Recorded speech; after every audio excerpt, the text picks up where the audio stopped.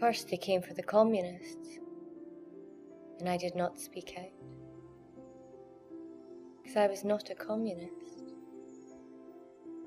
Then they came for the socialists, and I did not speak out, because I was not a socialist. Then they came for the trade unionists, and I did not speak out, because I was not a trade unionist.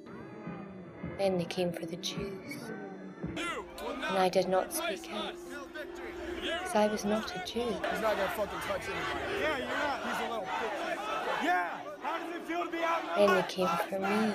White lives matter! White lives matter! And there was no one left to speak out for me.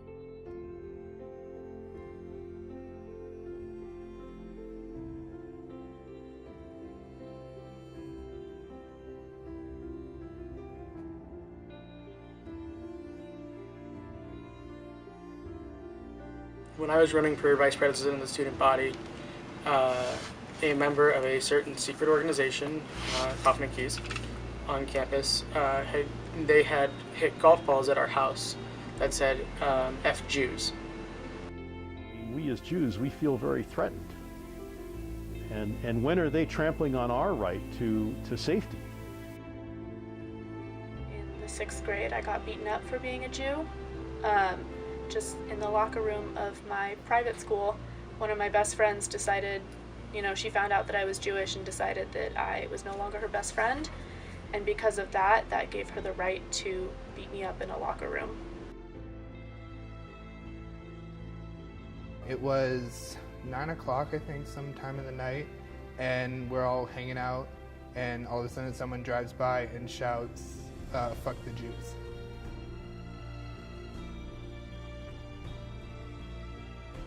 I have heard of incidents, and unfortunately I have had to read about them in the paper, in the newspaper, rather than hear about them from the administration. There have been 3 incidents since the summer of 2017, most recently with the swastikas that were painted in church fine arts. And it was just hateful.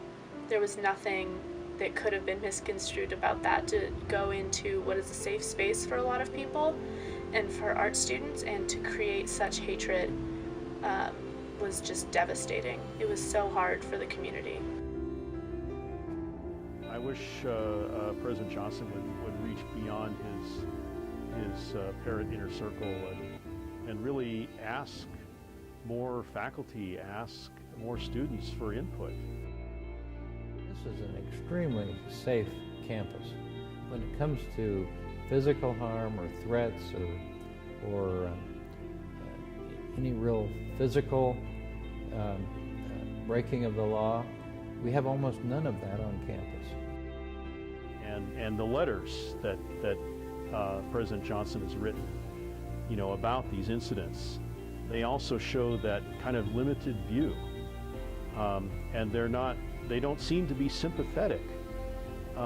You could even interpret the letter after Charlottesville and the horror of having a UNR student photographed there.